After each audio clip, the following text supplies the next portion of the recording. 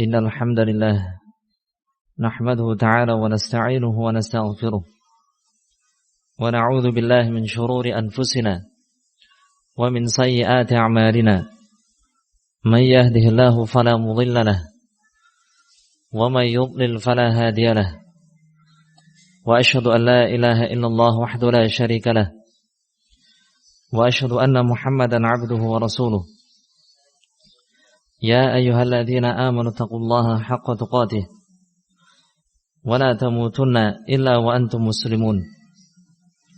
Ya ayyuhan nasu taqu rabbakumul ladzi khalaqakum min nafsin wahidah wa khalaqa minha zawjaha wa batha minhuma rijalan katsiran wa nisaa'a wattaqullaha alladzi tasaaluna bihi wal arham innallaha kana 'alaikum raqiba.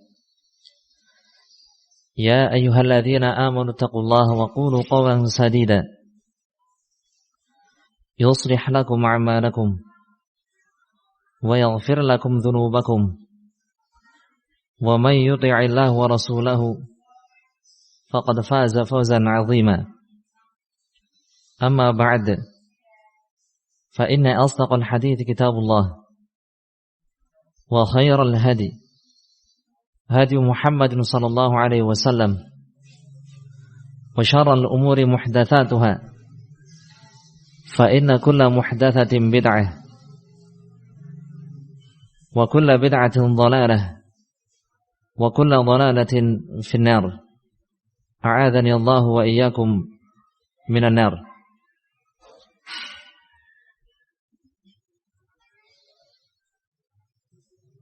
Kita kembali pada kajian kitab Adabul Ishrah wa Dzikru Suhbah wal Ukhuwah karya Al-Allamah Abul Barakat Badruddin Muhammad Al-Ghazi rahimahullah, yang membahas tentang adab-adab di dalam persahabatan dan pergaulan di antara sesama manusia. Dan kita masih dalam penukilan kalimat yang panjang dari Abu Abdurrahman As-Sulami rahimahullah, yang beliau kutip di dalam kitab ini. Abu Abdurrahman As-Sulami rahimahullah dari kalangan terdahulu, para ulama terdahulu, dan dinukilkan kalimat beliau di dalam bab ini dengan cukup panjang, menyangkut adab-adab di dalam berinteraksi dengan Allah Subhanahu wa ta'ala. Berikutnya adab-adab di dalam berinteraksi dengan Nabi sallallahu alaihi wasallam. Lalu adab terhadap para sahabat dan ahlul bait.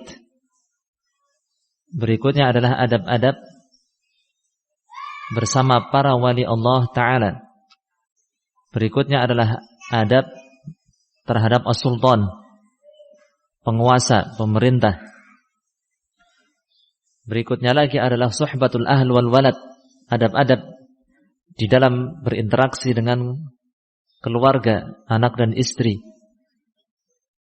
Nah, berikutnya yang kita baca adalah suhbatul ikhwan, tentang adab-adab di dalam berinteraksi dan bergaul dengan teman, sahabat.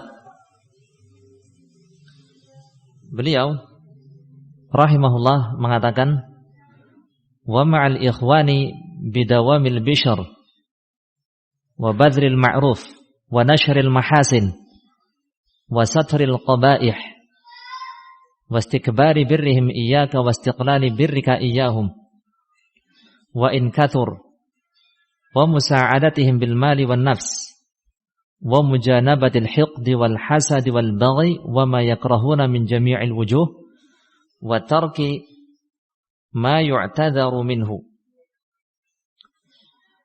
Wa ma'al ikhwan, dan di antara adab-adab bersama teman, sahabat, adalah bidawamil bishr,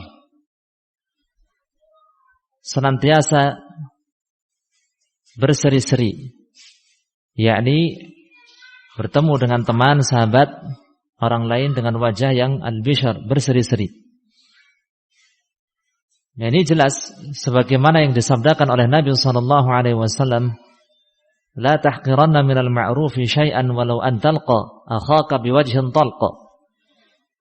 Janganlah engkau meremehkan perkara ma'ruf sedikit pun, walaupun sekedar menjumpai saudaramu dengan wajah yang berseri-seri, wajah yang riang, yang ceria. Nah, ini dilarang oleh Nabi sallallahu alaihi wasallam untuk kita remehkan. Menjumpai orang lain dengan wajah yang ceria, berseri-seri, dan itu termasuk sedekah. Sebagaimana yang disabdakan oleh Nabi sallallahu alaihi wasallam di dalam hadis riwayat Ibnu Abi Dunya dan disahihkan oleh Syekh Al-Albani rahimahullah, beliau bersabda, minas sadaqah an tusallima 'alan nas wa anta taliqul wajh. Termasuk sedekah adalah engkau mengucapkan salam kepada orang lain wa anta taliqul wajh, dalam keadaan wajah berseri-seri, dengan wajah yang berseri-seri, ceria, menyenangkan.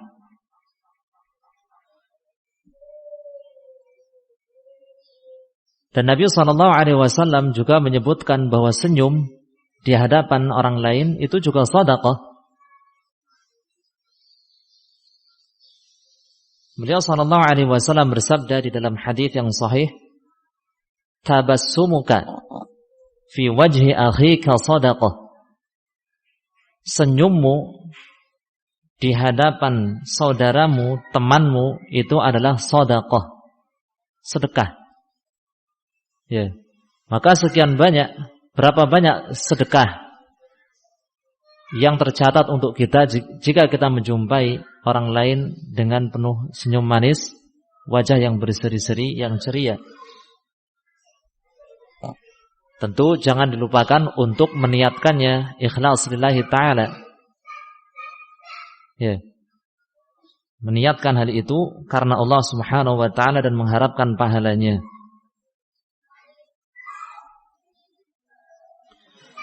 Disebutkan oleh para ulama bahwa wajah yang berseri-seri di hadapan orang lain itu memiliki banyak manfaat. Di antara manfaat menjumpai orang lain dengan wajah yang berseri-seri adalah idkhalus surur 'alan nas, mendatangkan kegembiraan untuk orang lain. Ya, ini membuat orang lain senang. Oh, subhanallah. Fulan ya wajahnya ya berseri-seri, ceria, senyum di hadapanku. Senang. Ya, berbeda halnya jika kita bertemu dengan orang lain yang wajahnya ya cemberut. Ya, tidak berseri-seri dan tidak mau senyum. Maka membuat kita tentunya ya bersedih. Ya, sedikit atau banyak, maka akan muncul rasa sedih dalam hati kita. Nah, wajah yang berseri-seri dan penuh senyuman itu dapat mendatangkan as-surur, kegembiraan bagi orang lain. Dan kita juga harus ingat bahwa mendatangkan kegembiraan untuk orang lain itu bukan perkara yang remeh. Mendatangkan kegembiraan untuk orang lain merupakan amalan yang besar di sisi Allah Subhanahu wa ta'ala. Sebagaimana yang pernah disabdakan oleh Nabi sallallahu alaihi wasallam tentang amalan yang paling dicintai oleh Allah Subhanahu wa ta'ala. Pada mulanya beliau ditanya, wahai Rasulullah, ya, ayun nasi ahabbu ilallah, siapakah manusia yang paling dicintai oleh Allah? Beliau menjawab, manusia yang paling dicintai oleh Allah, ahabbun nasi ilallah anfa'uhum linnas, adalah manusia yang paling bermanfaat untuk orang lain. Wa ahabbul a'mali ilallahi azza wa jal sururun tudkhiluhu ala muslim. Nah, ini yang kita maukan. Wa ahabbul a'mali ilallah, dan amalan yang paling Allah cintai adalah surur, kegembiraan yang engkau datangkan untuk seorang muslim, yakni menggembirakan orang muslim, menggembirakan, menyenangkan, membuatnya bahagia, gembira. Ini merupakan amalan yang paling dicintai oleh Allah Subhanahu wa ta'ala. Kemudian manfaat yang kedua dari wajah yang berseri-seri, ya, diterangkan pula oleh para ulama, yaitu jadzbul mawaddah, membuahkan rasa al-mawaddah, saling cinta mencintai. Ya. Ketika tumbuh rasa saling cinta mencintai di antara sesama muslim, maka akan memberikan efek positif yang sangat besar. Di antaranya adalah termudahkan untuk berta'awun 'alal birri wat taqwa, bantu-membantu di dalam menjalankan kebajikan dan ketakwaan. Mudah. Kenapa? Karena dilandasi rasa saling mencintai. Ya, seperti yang kita lihat, orang yang saling mencintai, saling menyayangi, mereka akan mudah untuk saling tolong-menolong dan bantu-membantu, baik dalam urusan duniawi maupun dalam urusan ukhrawi, akhirat, agama. Mudah. Berbeda halnya jika ya, beberapa orang saling bermusuhan, saling membenci, maka sulit untuk bersatu padu di dalam menjalankan kebajikan dan takwa. Kemudian manfaat yang lain dari wajah yang berseri-seri adalah insyirahus sadr, ya, dada yang lapang. Wajah yang berseri-seri membuahkan bagi kita dada dan hati yang lapang, membuat kita sendiri menjadi berhati lapang. Kenapa? Karena kita membiasakan untuk menjumpai setiap orang dengan wajah yang berseri-seri, yang riang, yang ceria, dengan senyuman, maka itu akan berefek pada hati kita. Hati kita pun menjadi hati yang lapang, ya, hati yang lapang, dada yang lapang, dan dada kita tidak menjadi sempit, ya, menjadi lebih gembira, mendatangkan kegembiraan untuk orang lain, demikian pula kegembiraan dan kebahagiaan untuk diri kita sendiri ketika kita membiasakannya.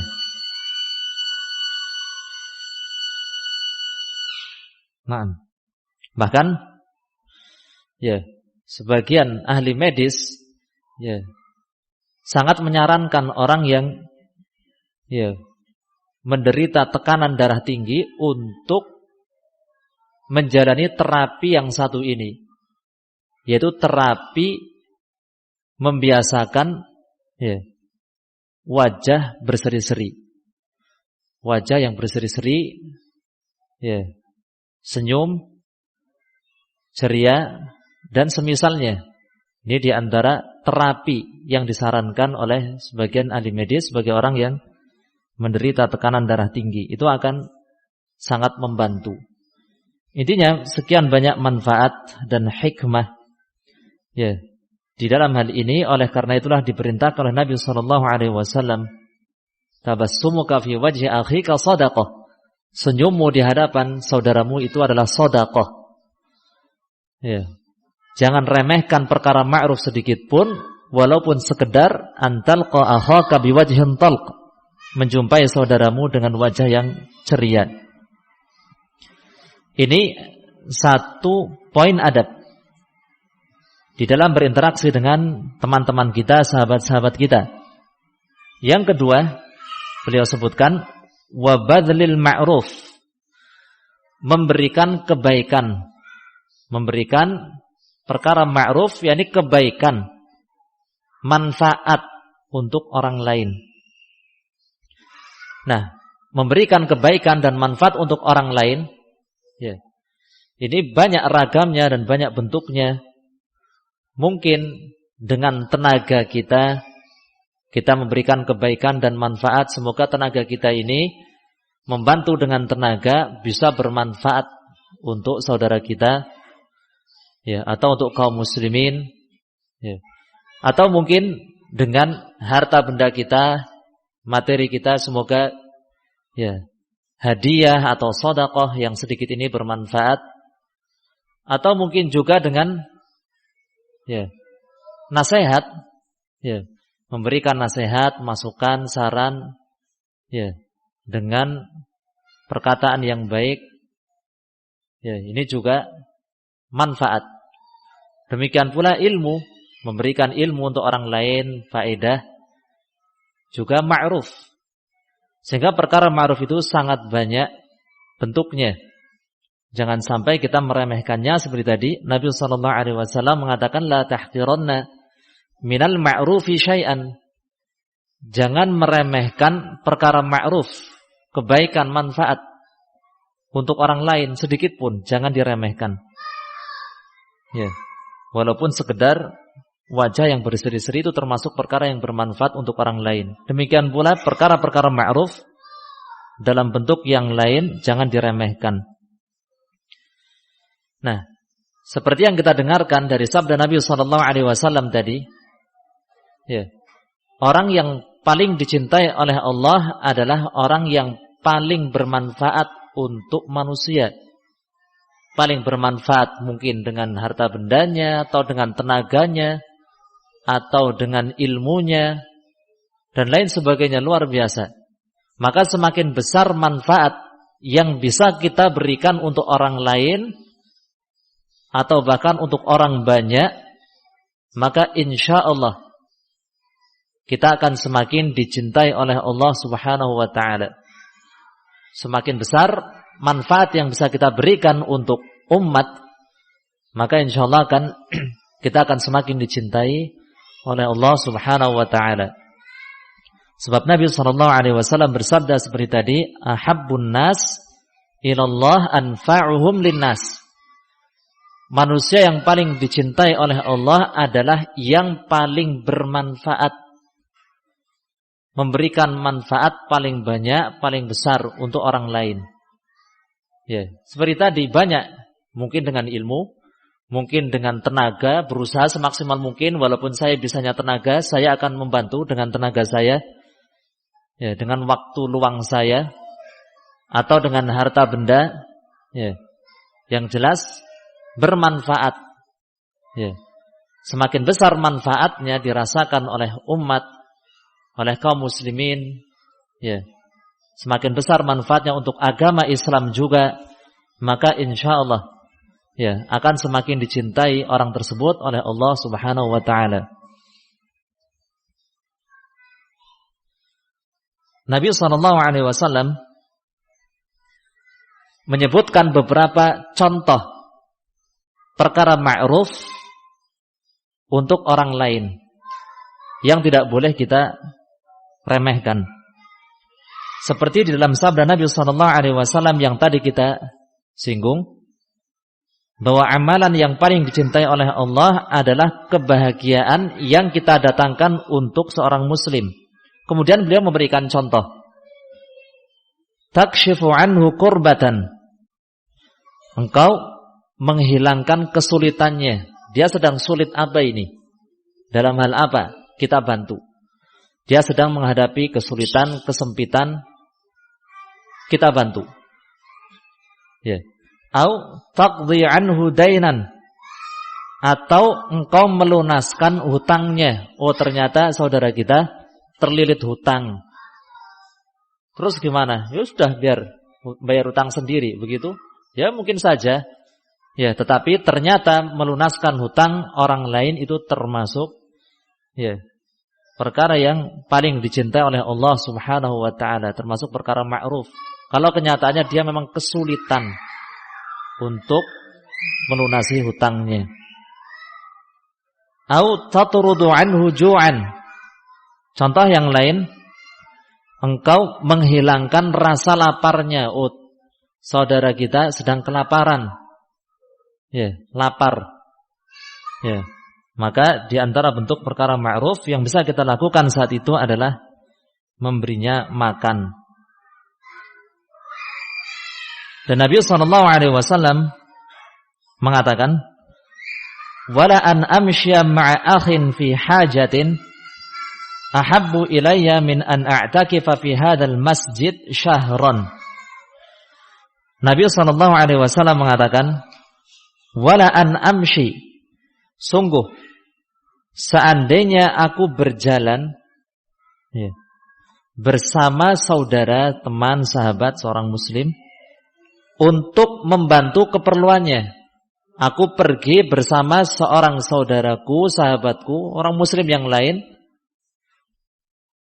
untuk membantunya di dalam keperluannya, hajatnya, dibantu. Entah hajat apapun itu. Hajat apa kira-kira? Contoh bangun rumah, kan hajat. Atau mungkin membantunya dalam pekerjaannya. Kita memiliki waktu, alhamdulillah. Saudara kita ini butuh bantuan di dalam pekerjaannya. Kita bantu tanpa meminta imbalan. Atau mungkin hal-hal yang lain. Intinya keperluan saudara kita. Kata Nabi SAW, wala an amsya ma'a akhin fi hajah, sungguh aku pergi bersama seorang saudaraku untuk suatu keperluannya, membantunya, ahabbu ilayya, lebih aku sukai, min an a'takifa fi hadzal masjid syahran, lebih aku sukai daripada beriktikaf di masjid ini. Beliau mengisyaratkan kepada masjid beliau sendiri, atau Masjid Nabawi. Lebih aku sukai daripada beriktikaf di Masjid Nabawi ini selama 1 bulan. Sebab beriktikaf itu merupakan apa? Ibadah qasirah. Ibadah yang manfaatnya terbatas untuk diri sendiri. Ibadah yang manfaatnya terbatas untuk diri sendiri. Adapun membantu muslim yang lain, memenuhi kebutuhannya, mendapatkan hajatnya, itu termasuk ibadah muta'addiyah, ibadah yang manfaatnya meluas, tidak terbatas pada pelakunya. Manfaatnya meluas, dirasakan oleh orang lain. Sehingga kesempatan-kesempatan membantu saudara kita, kaum muslimin, memenuhi hajat mereka, kesempatan-kesempatan ini sangat banyak.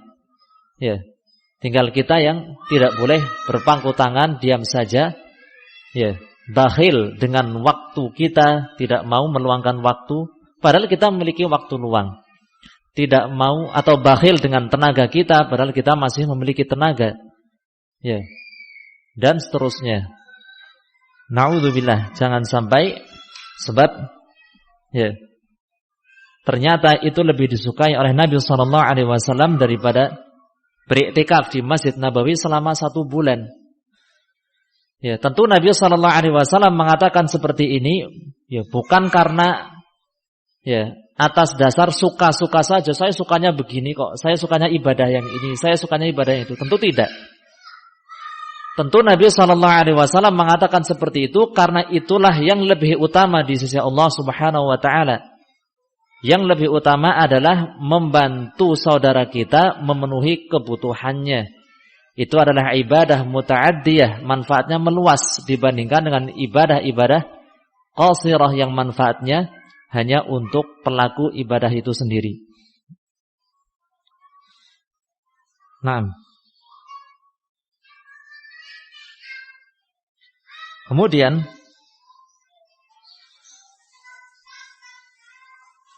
adab yang berikutnya,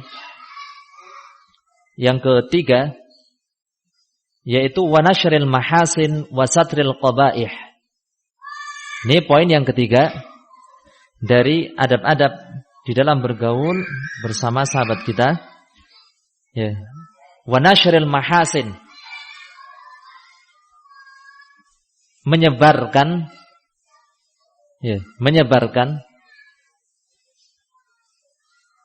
hal-hal yang baik tentang saudara kita, menyebarkan, menceritakan, wasatril qabaih, dan menutupi, merahasiakan hal-hal yang buruk tentang saudara kita, sahabat kita. Jadi ini yang semestinya dilakukan. Hal-hal yang baik, Masya Allah, kelebihan-kelebihannya, keutamaannya, itu yang kita ceritakan. Adapun kekurangan-kekurangannya, aib-aibnya, apalagi dosa-dosanya, kita tutupi. Ini diantara adab yang baik. Maka orang yang justru melakukan hal yang sebaliknya, suka menceritakan aib orang lain, kekurangannya, entah kekurangan dalam hal ibadahnya, atau mungkin kekurangan dalam hal akhlaknya, begini, begitu. Kemudian kebaikan-kebaikannya enggak diceritakan, malah ditutupi, seolah dilupakan. Berarti orang yang seperti ini adalah orang yang tidak punya adab, tidak memiliki adab yang baik di dalam pergaulan. Nah,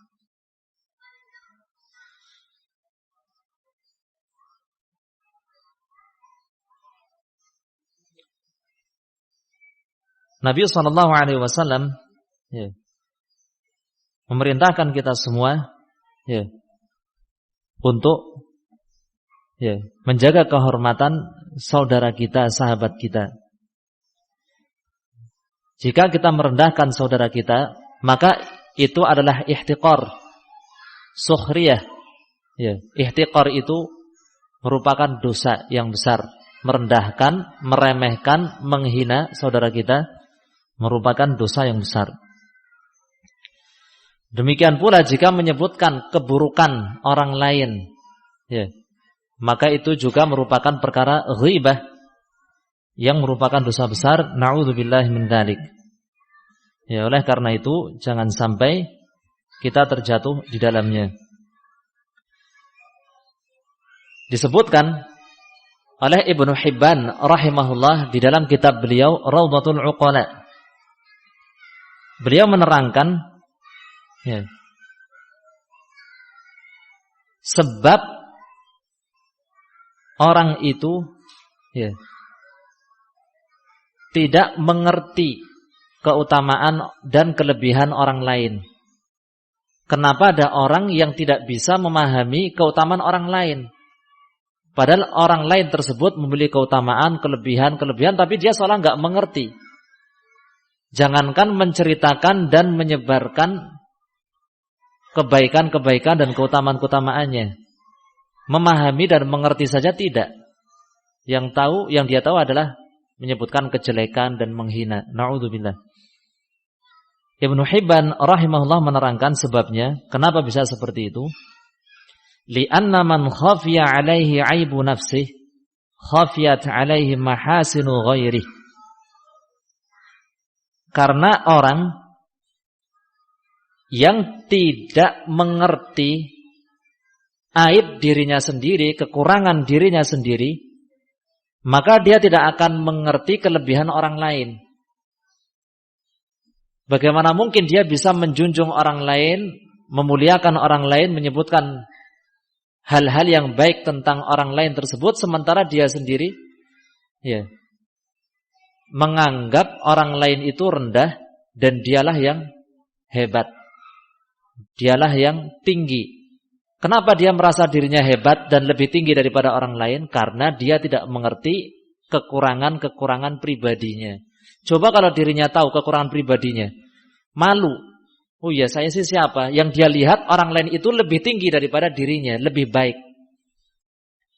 Ketika seseorang mengerti betul tentang kekurangan-kekurangan pribadinya, maka dia akan merendah, dia akan cenderung merendah dan memuliakan, meninggikan orang lain. Ketika itulah dia akan menyebutkan kebaikan-kebaikan orang tersebut. Fulan Masya Allah. Kalau fulan tahu Masya Allah itu, kalau Masya Allah begini. Kalau saya, nah ini gak usah terlalu merendahkan diri sendiri juga, karena tidak baik menyebutkan keburukan diri sendiri. Yang penting adalah menyebutkan kebaikan orang lain. Dia merasa siapa sih saya? Akhirnya yang dia sebutkan adalah kebaikan orang lain. Ya Masya Allah fulan itu dulu pernah dia melakukan begini, keutamanya, kebaikannya ya sangat besar. Ya.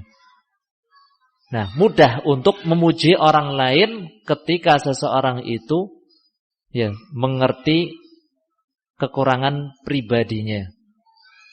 Tapi orang yang sombong, naudzubillah, yang dia puja adalah diri sendiri, adapun orang lain ya dia rendahkan, dan yang disebutkan adalah keburukan-keburukannya. Naudzubillah min dzalik. Ada seorang penyair yang menyebutkan beberapa bait syair ya, tentang pentingnya menyebutkan kebaikan tentang orang lain, kebaikan orang lain, dan tidak membeberkan keburukan orang lain. Ada seorang penyair yang mengatakan, la taltamis min masawin nasi ma sataru fayakshifallahu sitran min masawika wadhkur mahasina ma fihim idza dzukiru wala ta'ib ahadan minhum bima fika wastaghni billahi an kullin fa inna bihi ghinan likullin wathiq billahi yakfika. Dia mengatakan la taltamis min masawin nasi ma sataru, janganlah engkau mencari-cari kekurangan orang lain yang mereka tutupi. Maksudnya ya, jangan mencari-cari dan jangan membeberkannya, menyebarluaskannya. Fayakshifallahu sitran min masawika, sehingga Allah menyingkap tirai penutup dari kesalahan-kesalahanmu, kekurangan-kekuranganmu. yakni ini akibat seandainya suka menyebutkan tentang kekurangan-kekurangan orang lain. Allah akan menyingkap tabir yang selama ini menutupi aib dan kekurangan kita. Na'udzubillah. Jika suka menyebut kekurangan orang lain, maka tabir itu akan disingkap oleh Allah, sehingga banyak orang akan melihat aib dan kekurangan kita. Na'udzubillah min dzalik. Wadhkur mahasina ma fihim idza dzukiru. Namun sebutlah kebaikan-kebaikan mereka jika mereka disebutkan. Yani ketika disebutkan tentang fulan, maka jangan menceritakan tentang mereka kecuali hal-hal yang baiknya tentang mereka saja. Wala ta'ib ahadan minhum bima fika, dan jangan mencela seorang pun dari mereka dengan aib yang itu juga ada padamu. Sebenarnya kita juga punya aib. Ngapain kita sibuk mencela orang lain? Mencela orang lain ya dengan suatu kekurangan yang kita sendiri juga memiliki kekurangan tersebut.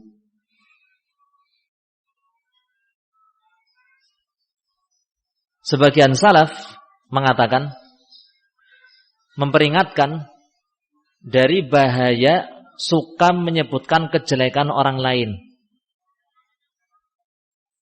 Sebagian atau seorang salaf pendahulu umat ini yang salih mengatakan, adrakna qauman lam takun lahum uyubun fadzakaru uyuban nas fadzakaran nasu lahum uyuban wa adrakna aqwaman kanat lahum uyub fakaffu an uyubin nas fanusiyat uyubuhum. Adrakna qauman, kami mendapati orang-orang lam takun lahum uyub, yang mereka tidak dikenal memiliki aib dan kekurangan. Jadi orang-orang yang nama baiknya itu terjaga, masih terjaga pada asalnya. Reputasinya bagus. Tidak dikenal memiliki aib ini, aib itu, enggak dikenal. Walaupun mestinya kan punya, setiap manusia punya aib. Hanya saja mereka tidak dikenal dengan aib-aibnya. Mereka dikenal dengan nama yang baik, reputasi yang bagus. Kami mendapati ada orang-orang yang tidak dikenal dengan aib, kekurangan. Fadzakaru uyuban nas, lalu mereka mulai menyebut-nyebut tentang aib orang lain. Mereka mulai menyebut-nyebut tentang aib, kekurangan orang lain. Si A begini, kalau dia itu begini-begini, kalau si B begitu. Disebutkan, wah banyak orang. Lalu mereka mulai menyebutkan aib-aib dan kekurangan orang lain. Fadzakaron nasu lahum uyuban. Maka ketika itulah orang-orang mulai membongkar aib-aib mereka, kekurangan-kekurangan mereka yang sebelumnya tidak dikenal dengan aib dan kekurangan, reputasinya masih bagus, tapi ketika mereka membongkar aib orang lain, maka aib mereka pun dibongkar oleh manusia. Hubungan sebab akibat, al-jaza' min jinsil amal, balasan sesuai dengan amalannya, perbuatannya. Nah ini. Maka ya, jangan sampai lisan kita tersibukkan dengan menyebut aib orang lain. Yang dengan sebab itu na'udzubillah, aib kita bisa terbongkar, kekurangan kita yang sebelumnya tidak diketahui oleh orang lain, orang banyak, akhirnya jadi diketahui. Bahkan tersebar luas. Sebabnya adalah ya, kita sendiri yang memantik apinya.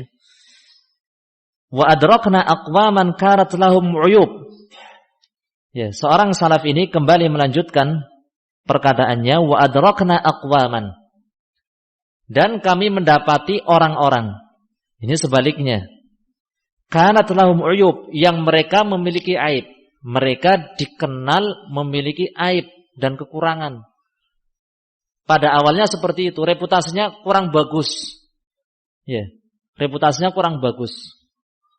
Ya, dikenal memiliki aib-aib dan kekurangan fulan begini, fulan begitu. Itu pada awalnya. Terlanjur dikenal dengan aib-aibnya. Mungkin di masa dulu sebelum sebelum bertaubat, ya kan, banyak melakukan dosa, ya. Maksiat, meninggalkan kewajiban, ya, dan seterusnya. Mereka punya banyak aib akhirnya. Akhlaknya juga begini begitu. Mereka belum istiqomah dulu tapi. Dan kami mendapati ada orang-orang yang dikenal dengan aib, kekurangan. Fakafu an uyubin nas. Lalu mereka ya menahan ucapan dari aib orang lain. Sudah, mereka diam. Ya, mereka menyadari memiliki aib dan kekurangan, akhirnya diam. Tidak suka memperbincangkan ya, aib orang lain, kekurangan orang lain, diam. Fanusyat uyubuhum, lalu lambat laun aib mereka akan terlupakan. Karena mereka enggak suka nyebut aib orang lain, maka aib mereka pun lambat laun ya, lama kelamaan itu akan terlupakan. Ya, akan terlupakan. Sehingga seolah mereka tidak memiliki aib, reputasinya menjadi lebih baik. Ya, seperti tadi al-jaza' min jinsil amal. Balasan itu sesuai dengan perbuatannya. Ya, suka menyebut aib orang lain, maka akan terbongkar aibnya dan menjadi bahan perbincangan. Na'udzubillah. Demikian pula sebaliknya, jika tidak suka memperbincangkan aib orang lain, maka orang pun tidak akan suka memperbincangkan aibnya. Ya, karena tidak ada yang dendam kepadanya.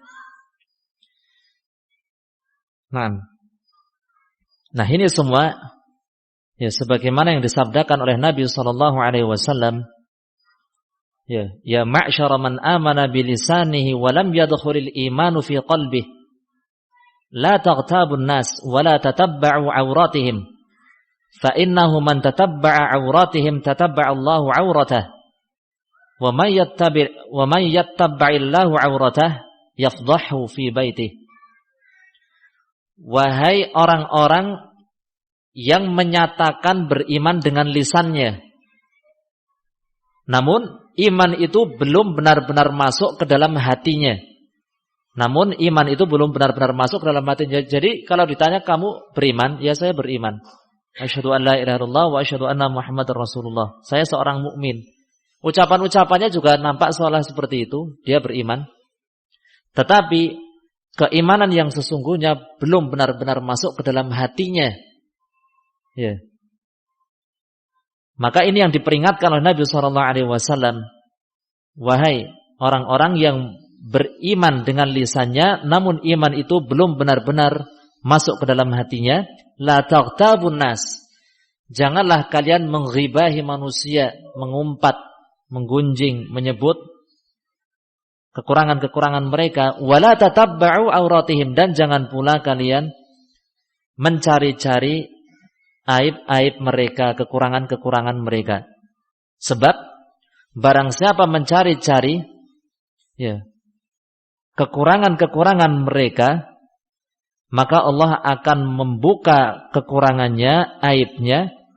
Dan barang siapa yang Allah buka aibnya, kekurangannya, maka Allah akan membongkar dan menghinakannya walaupun dia berada di dalam rumahnya. Dia sembunyi dalam rumahnya tapi reputasinya di luar hancur, dikenal dengan keburukan, kejelekan, na'udzubillah. Nah ini hadis ini melarang kita apa? Menyebut-nyebut aib dan kekurangan orang lain. Sekaligus hadis ini memahamkan kepada kita bahwa orang yang masih suka seperti itu, berarti apa? Imannya belum sempurna. Imannya belum benar-benar menghunjam dan mengakar di dalam hatinya. Kemudian adab yang keempat. Di antara adab-adab bersama sahabat dan teman kita, wastikbari birrihim iyyaka wastiqlali birrika iyyahum wa in kathur. Menganggap sedikit kebaikan kita untuk mereka.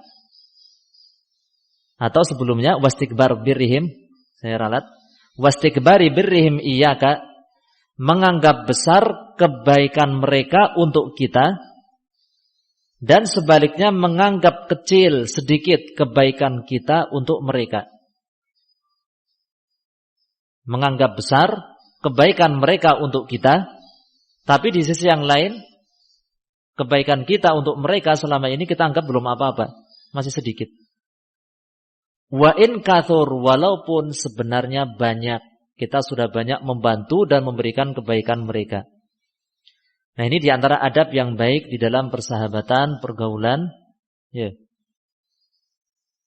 sesama kaum muslimin, terlebih di antara Ahlussunnah wal Jamaah salafiyin, mestinya masing-masing dari kita menganggap besar bantuan, kebaikan yang telah diberikan oleh saudara kita, sahabat kita untuk kita. Masya Allah fulan, sudah memberikan banyak kebaikan untuk saya.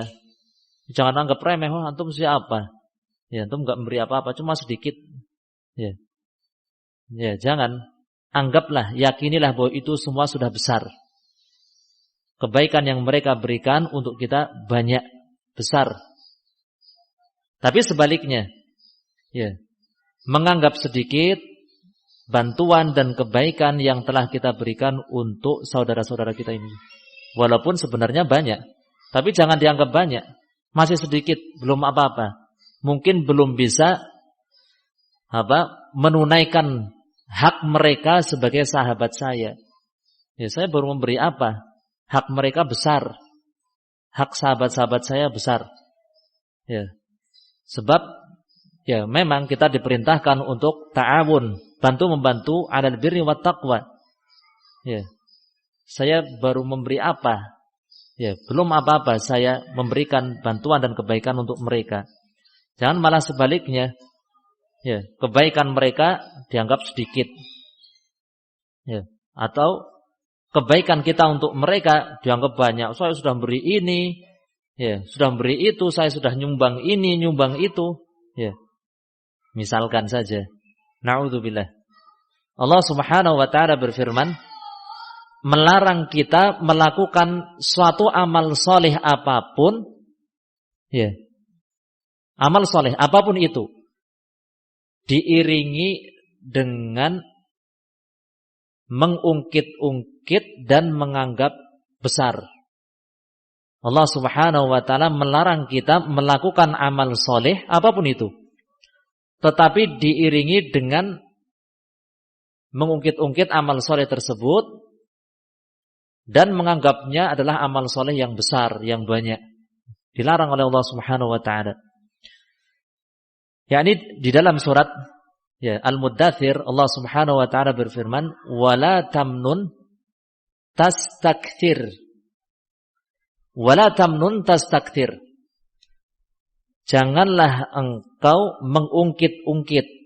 Mengungkit-ungkit pemberian, mengungkit-ungkit amal soleh, mengungkit-ungkit kebaikan. Tastakthir dalam keadaan menganggap kebaikanmu itu sudah banyak. Tastakthir. Oh, sudah banyak ini. Sudah diungkit-ungkit. Ya, kemudian meyakininya, menganggapnya sudah banyak dan besar. Nah, termasuk kebaikan kepada saudara-saudara kita, sahabat-sahabat kita. Nah, diterangkan oleh para ulama, di antara bentuk syukur dan rasa terima kasih kepada orang lain, di antara bentuk bersyukur dan berterima kasih kepada orang lain adalah kita menganggap besar kebaikan orang lain untuk kita. Ya, menganggap besar kebaikan orang lain untuk kita. Itu di antara bentuk kita berterima kasih kepada orang lain. Ya. Sebagaimana Allah Subhanahu wa taala memiliki sifat syukur. Allah Subhanahu wa taala disebut apa? Allah Subhanahu wa taala juga disebut Asy-Syakur.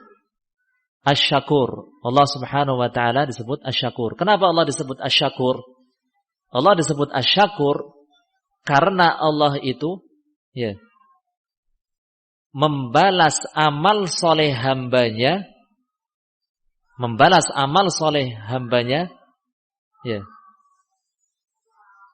yang sedikit dengan balasan yang berlipat-lipat. Jadi Allah memberikan ganjaran balasan berlipat-lipat dibandingkan amal soleh hamba itu sedikit. Tapi balasannya, pahalanya dari Allah berlipat-lipat. Nah, ini karena memang di antara bentuk syukur, makna syukur adalah menganggap besar pemberian atau kebaikan pihak lain. Nah, dalam hal ini sama manusia jika ada yang berbuat baik kepada kita, maka anggaplah itu adalah suatu hal yang besar. Alhamdulillah, jazakallah khair. Ya, luar biasa. Teman kita bawa oleh-oleh gitu misalkan. Ya, bawa oleh-oleh atau apa, jangan, apa ini oleh-oleh apa? Sedikit sekali. Ya, misalkan. Ya jangan, Masya Allah, luar biasa, jazakallah khair. Kan begitu mestinya. Ya, ini contoh kecil saja. Intinya menganggap besar kebaikan orang lain. Kemudian poin yang berikutnya,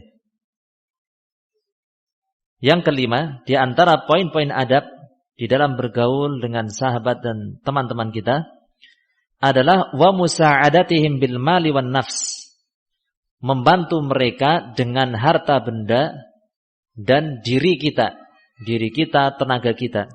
Nah, ini seperti tadi termasuk bentuk apa? An-nafa', manfaat untuk orang lain. Harta benda kita, ya butuh apa saudara kita? Ya, oh butuh bangun rumah, ya kasih.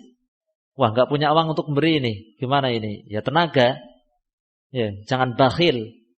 Bakhil itu tidak hanya bakhil dengan apa? Dengan uang, materi, tapi juga bakhil dengan tenaga. Punya tenaga, masih kuat. Ya, apa sudah terkapar? Kan enggak kan? Pulang kerja terkapar begitu kan enggak? Ada hari libur, ada waktu luang. Masih mampu, masih kuat, bantu. Ya. Apalagi untuk keperluan dakwah, tarbiyah, pendidikan. Ya, dengan harta benda, jangan bakhil. Dengan tenaga, wah insyaallah semuanya mampu. Ya, kan tidak ada yang dituntut sampai habis tenaga, kan begitu. Ya.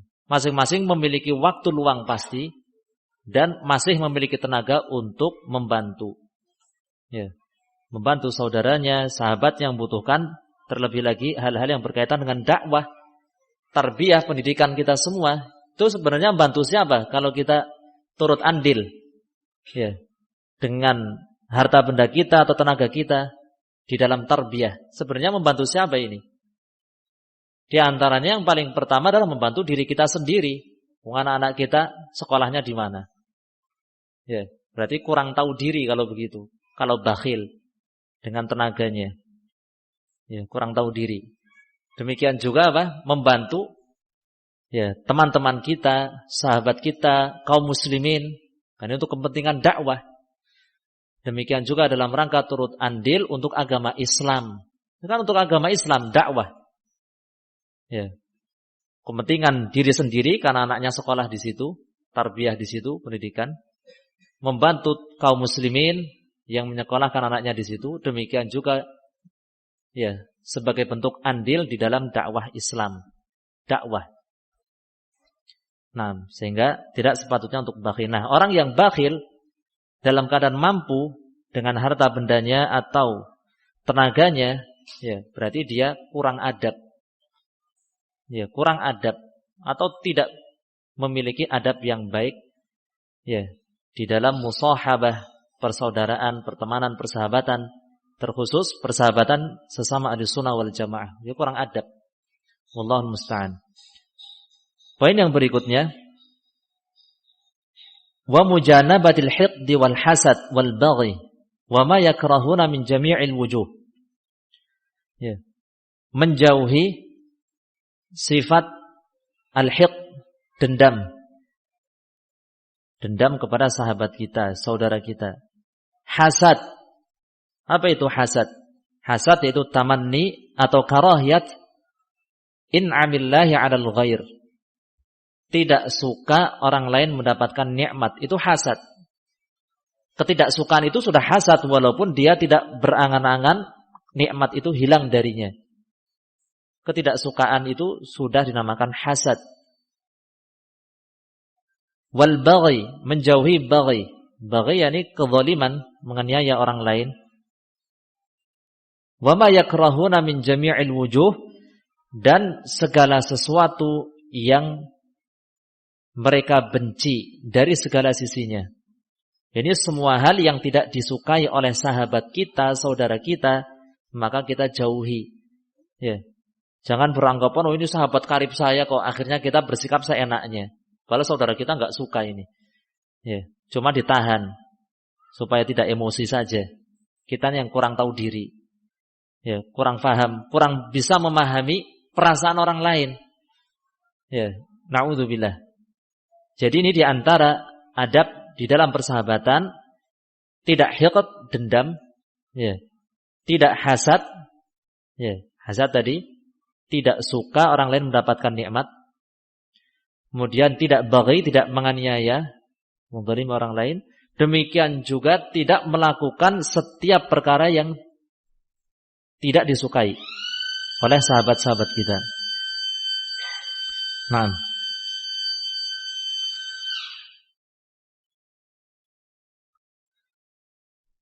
dan Nabi SAW ya,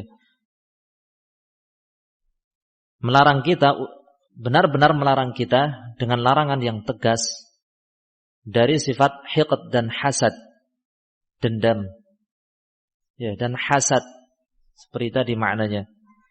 Dan Nabi SAW menyebut bahwa hasad dan membenci, mendendam kepada orang lain, hasad dan benci, dendam, ya, itu adalah perkara yang dapat merusak agama kita.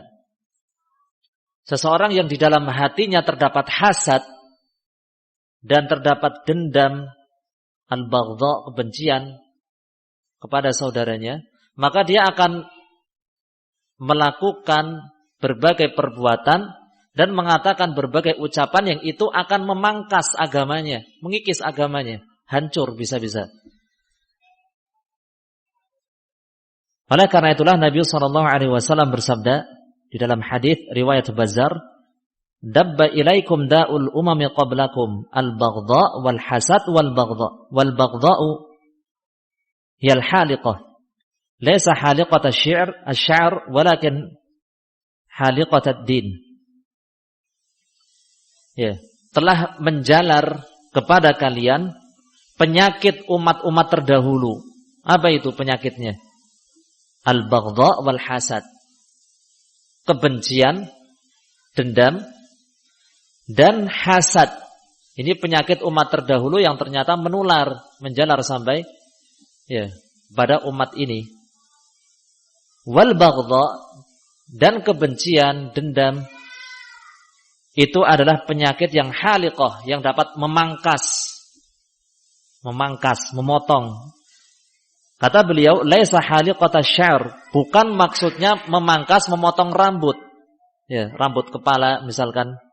Tapi yang dimaksud adalah memangkas agama. Agama seorang orang yang di dalam hatinya terdapat kebencian, dendam dan hasad, na'udzubillah, pasti dia akan melakukan perbuatan-perbuatan atas dorongan hasad dan dendam tersebut, yang mana perbuatan-perbuatan itu semua akan memangkas, mengikis agamanya. Agamanya menjadi rusak. Itu buah dari hasad dan dendam. Na'udzubillah. Oleh karena itu jangan sampai mendendam kepada orang lain. Kalau emosi bagaimana? Marah ya sudah. Bersabar. Lillahi ta'ala, kita tinggalkan sifat buruk tersebut. Apalagi hasad. Kenapa harus benci orang lain mendapatkan nikmat? Muslim, mukmin yang jujur, yang tulus, dia justru senang orang lain mendapatkan nikmat. Oleh karena itulah jangan sampai ambisi kita, orientasi kita, itu kepada perkara duniawi. Sebab orang yang orientasinya perkara duniawi, materi, ketika melihat orang lain mendapatkan nikmat duniawi apapun itu, jadinya gak suka. Kok dia yang dapat? Padahal saya pengen mendapatkannya. Kok saya gak dapat, dia dapat. Nah, itu diantara efek dari orientasi duniawiyah. Sehingga mestinya bagaimana? Ya sudah, akhirat. Dunia itu akan mengiringi, mengikuti saja. Seseorang akan mendapatkan rezeki yang telah Allah tetapkan, banyak atau sedikit. Banyak atau sedikit, jika Allah telah Allah tetapkan, maka tidak akan berubah. Kita sekedar berusaha, adapun orientasi kita, itu adalah akhirat. Sebab duniawi, orientasi duniawi itu merusak persaudaraan, merusak persahabatan. Karena memunculkan sifat-sifat buruk seperti dendam dan hasad ini. Kemudian poin yang terakhir yang disebutkan oleh beliau rahimahullah adalah wa tarki ma yu'tadaru minhu. Meninggalkan, menjauhi ucapan-ucapan yang mengharuskan kita minta maaf.